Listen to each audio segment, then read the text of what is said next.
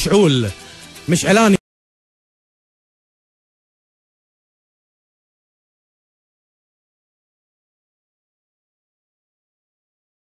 الكل. أنا كنت في سفرة في إيطاليا في مدينة عندهم اقتصادية معروفة ميلانو.